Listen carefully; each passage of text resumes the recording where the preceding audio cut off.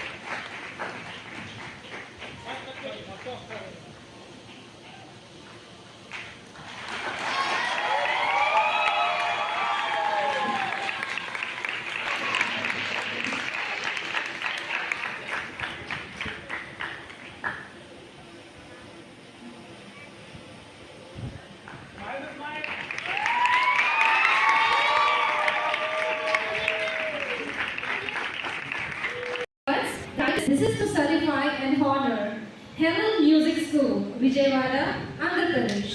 India have created a great world record by 396 participants performing the largest electronic keyboard and several online and offline by showcasing the talent of participants by singing songs and playing chords for songs.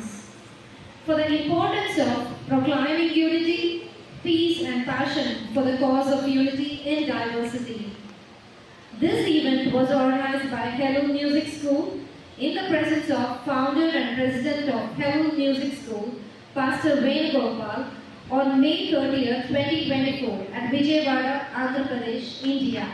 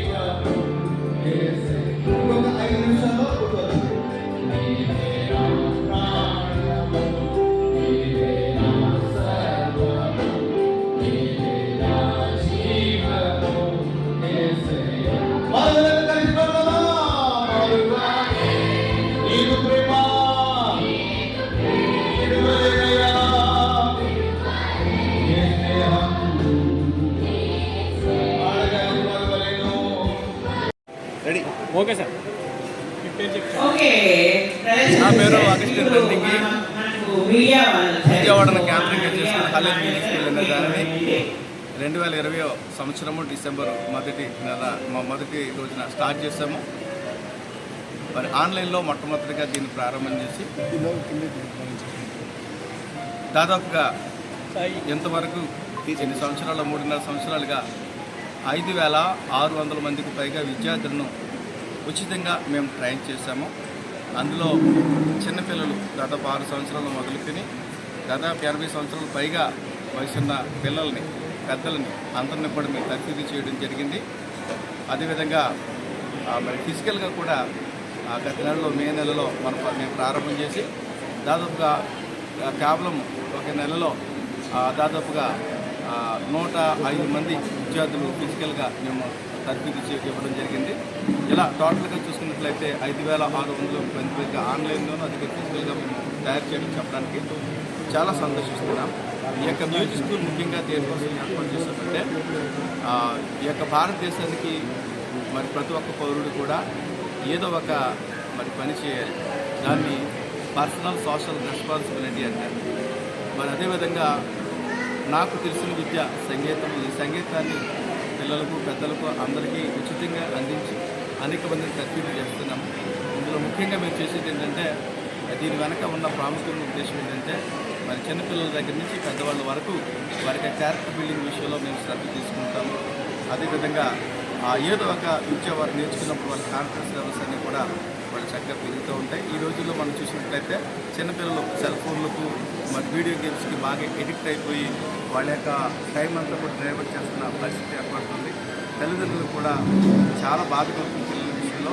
అయితే ఈ యొక్క కార్యక్రమం వల్ల నాకు అందుబాటులో ఉన్న అనేక మంది బిడ్డలు చక్కగా పిల్లలను తర్ఫీదు చేసి వాళ్ళు చెడు అలవాట్లకు బాధ్యత కాకుండా వారికి ఉన్న సమయాన్ని ఈ యొక్క మ్యూజిక్ వైపు మళ్లించి వారు మంచి వాయిద్యకారులుగా తీర్చిదిద్దుతూ మేము ఈ కార్యక్రమాన్ని చేస్తున్నాము.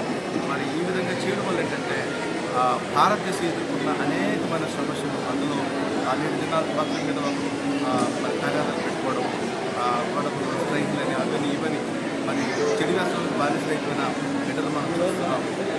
మా వంతులో కొద్దిమందికైనా కొంతమందిని మేము బాగు చేసినట్లయితే దేశానికి మేలు చేసినట్టు అవుతుంది. అదేవిధంగా ఒక రాష్ట్రానికి, ఒక దేశానికి మనం మేలు చేసి ఒక శాంతియుతమైన విధానంలో పిల్లలు బతికేటట్లుగా మీరు శిక్షణ ఇచ్చినట్లయితే అది రాబోయే రోజుల్లో ప్రపంచం అంతా కూడా విస్తరించి ప్రపంచ శాంతిలో మేము కూడా ఒక పాలుభాగంలో ఉంటాం ఉద్దేశంలో ఈ స్కూల్ స్థాపించుకుంటున్నాం.